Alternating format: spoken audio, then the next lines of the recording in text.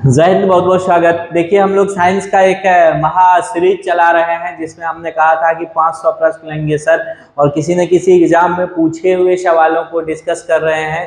तो आप लोग मात्र ये 25 का एक सेगमेंट आ रहा है ना, इसको देखिए। जो लोग कॉम्पिटिटिव किसी भी एग्जाम को देने जा रहे हैं ना, उसके लिए बहुत महत्वपूर्ण होने वाला है। हम लोगों ने काफ़ी एग्जाम दिया है, तो आपके साथ अनुभव शेयर कर रहे हैं, इसलिए चीज़ें वही लेकर के आ रहे हैं जो आपके लिए फायदेमंद हो और किसी भी एग्जाम में आपको पूछा जाए उसी प्रश्न को ज्यादातर लेकर के आ रहे हैं। चलिए, बिना समय गवाए हुए 50 क्वेश्चन को फटाफट देख लेते हैं और तमाम चीजों को इसमें रखा जा रहा है। तो आप लोग देखिए प्लीज।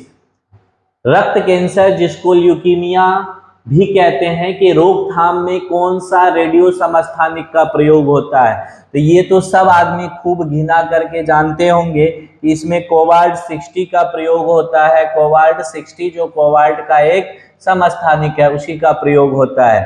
अगला क्वेश्चन 77 नंबर क्वेश्चन है कि निम्नलिखित में कौन सा सुमेलित नहीं है?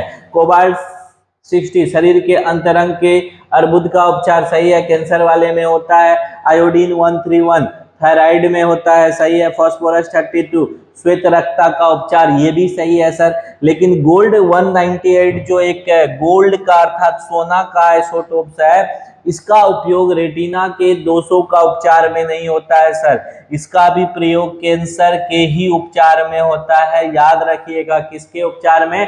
कैंसर के उपचार में होता है। अति महत्वपूर्ण सवाल है, एग्जाम में छपने वाला सवाल है और पूछा गया है। यूपीपीसीएस में पूछा हुआ सवाल है, देख लीजिए। कोबाल्ट 60 आमतौर पर जिसका उपयोग किसमें किया जाता है? चिकित्सीय विकिरण के रूप में उपयोग होता है। कोबाल्ट 60 से ही अभी बताए थे कैंसर का उपचार होता है सर। तो इसमें कौन सा किरण होता है? कोबाल्ट 60 का जो प्रयोग करते हैं सर, इसमें अल्फा बीटा नहीं, गामा किरण होता है। कौन सा किरण होता है सर?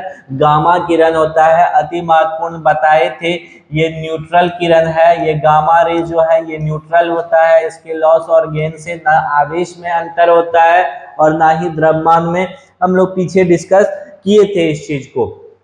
79 नंबर का सवाल को पढ़िए। यूरेनियम का समस्थानिक, सर यूरेनियम का मैचिंग है। यूरेनियम का समस्थानिक का प्रयोग तो खूब आप जानते होंगे, नाभिकीय संलयन में किया जाता है। यूरेनियम का भंडार जो लद्दाख में मिला था, उसको संभाव्य ऊर्जा के रूप में देखा जा रहा है, संभाव्य संसाधन के रूप में। और थोरियम राजस्थान में। कोबाल्ट का समस्थानिक अभी हम लोग देखे हैं कैंसर में, मतलब 1 का 4 हो गया। एक ही ऑप्शन है क्या? नहीं, 2 ऑप्शन है। 2 का यानी बी का, देखिए बी का कैंसर में, कोबाल्ट 60 का कैंसर के उपचार में बी का 1, तो ए का 4 बी का 1 ऑप्शन नंबर सी में मिल गया। आयोडीन का तो पता ही है, किस गला वाले रोग में, गलकंड के उपचार में, ग्वाइटर में, घेंगा रोग के उपचार में। और रेडियम समस्थानिक है, इसका भी उपयोग द्वितीय कैंसर के उपचार में किया जाता है।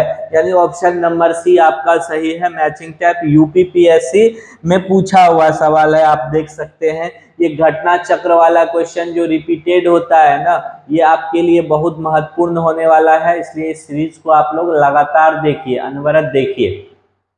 किस प्रकार की अभिक्रिया से सबसे अधिक हानिकारक विकिरण पैदा होता है? सर, अभिक्रिया आपको पता होगा कि आपका जो रेडियो एक्टिव एलिमेंट्स का अभिक्रिया है, नाभिकीय अभिक्रिया, नाभिक जो टूटता है, न्यूट्रॉन पे जो प्रहार होता है, 2 तरह का अभिक्रिया होता है।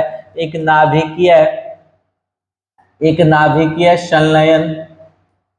संलयन और एक नाभिकीय विखंडन। नाभिकीय संलयन और नाभिकीय विखंडन। ये नाभिकीय विखंडन वाला कॉन्सेप्ट हमारा एटम बम में काम करता है और नाभिकीय संलयन वाला कॉन्सेप्ट हमारा हाइड्रोजन बम में काम करता है। तो ये विखंडन वाला बड़ा विध्वंसकारी है। आप सुने होंगे जापान में जो 1945 में हिरोशिमा और नागासाकी पे एटम बम गिराया गया था सर, तो उसी में यह नाभिकीय विखंडन अभिक्रिया हुआ था और बड़ी एक जनरेशन तक कह सकते हैं कि उसका इफेक्ट दिखा था। इतना अधिक उससे हानिकारक विकिरण निकला था, आने वाले बच्चे वहां बहुत ज्यादा अपाहिज पैदा होने लगे थे। तो निश्चित तौर पे नाभिकीय विखंडन जो है यह काफी हानिकारक विकिरण पैदा करता है, अति महत्वपूर्ण छपने वाला है।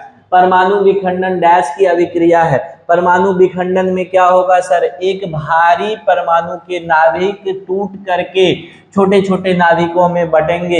एक भारी परमाणु टूटेगा, एक भारी परमाणु क्या होगा, जैसे एक भारी परमाणु है ये टूटेगा, ये छोटा छोटा में बटेगा, फिर ये टूटता है सर, ये इससे भी छोटे में बटता है, यहाँ भी टूटेगा, फिर ये छोटे न्यूक्लियस में बटेगा, फिर ये टूटेगा, इससे भी छोटे न्यूक्लियस में बटेगा, और ये एक लगातार चेन चलते रहता है, इसलिए ये विध्वंसकारी होता है हमेशा नाभिकीय विखंडन की अभिक्रिया, याद रखिएगा।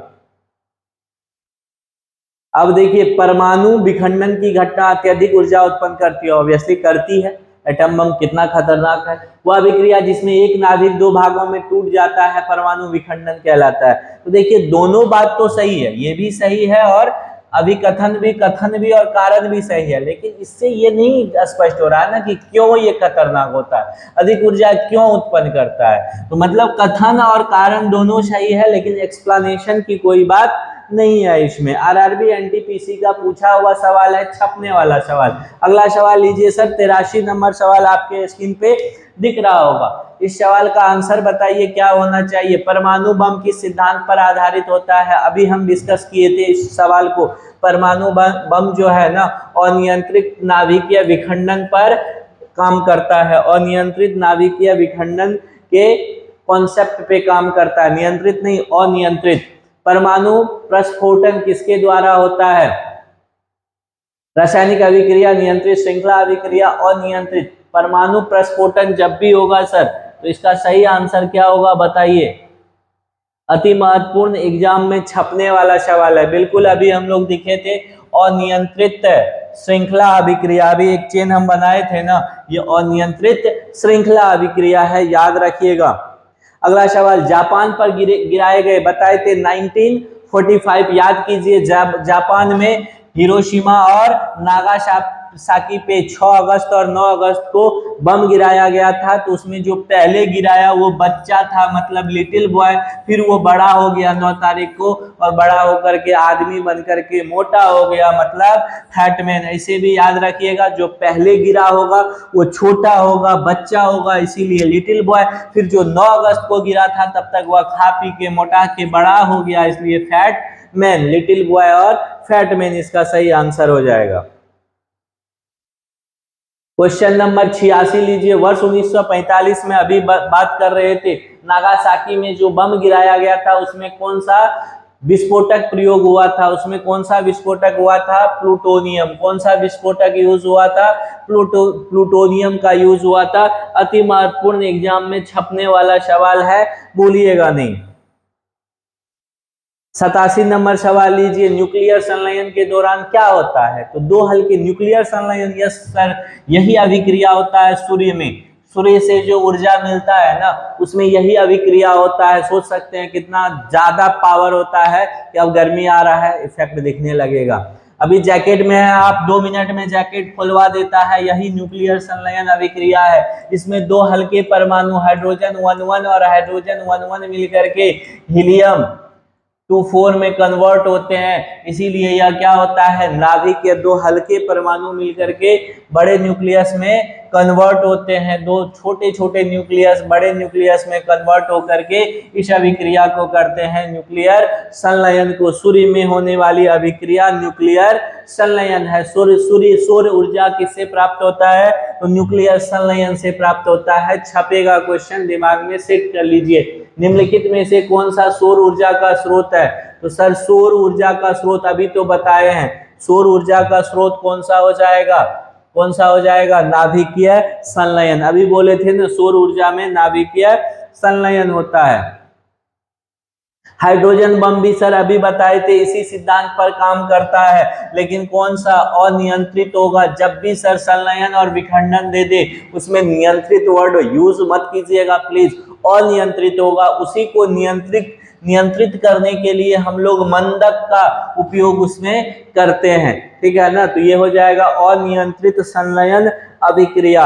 हाइड्रोजन बम विकसित किया था, अति महत्वपूर्ण सवाल, छपने वाले सवाल को लिख लीजिए। और ये आम लोगों को भी जानना चाहिए सर, हाइड्रोजन बम को किसने विकसित किया था? एडवर्ड टेलर ने। हाइड्रोजन बम को एडवर्ड टेलर ने विकसित किया था। परमाणु रिएक्टर का आविष्कार, अति महत्वपूर्ण छपने वाला सवाल। परमाणु रिएक्टर का आविष्कार एनरिको फर्मी ने किया था। एसएससी 2016 का पूछा हुआ क्वेश्चन। किसने सर? एनरिको फर्मी ने किया था। इसके बाद आ जाइए अगला सवाल लेते हैं। 92 नंबर सवाल, एक परमाणु रिएक्टर में नियंत्रित रॉड, जो किसका रॉड होता है? कैडमियम का। याद रखिएगा, एक नियंत्रित रॉड जो कैडमियम का होता है क्या काम करती है? बताइए इसका काम क्या है? इस कैडमियम रॉड का क्या उपयोगिता है उसमें? तो चेन, देखिए इसका काम हो जाएगा ना, विखंडन अभिक्रिया के दौरान उत्पन्न अत्यधिक नहीं, चेन रिएक्शन को नियंत्रित करने के लिए अतिरिक्त न्यूट्रॉन। चेन रिएक्शन होता है ना, न्यूक्लियर फिजन और न्यूक्लियर फ्यूजन, दोनों में सर चेन रिएक्शन होता है, और उसी को नियंत्रित करने के लिए जो अतिरिक्त इलेक्ट्रॉन जनरेट होता है उसको ये अवशोषित करता है। कौन? कैडमियम आपका। आगे ये भी आएगा, देखिए आ ही गया।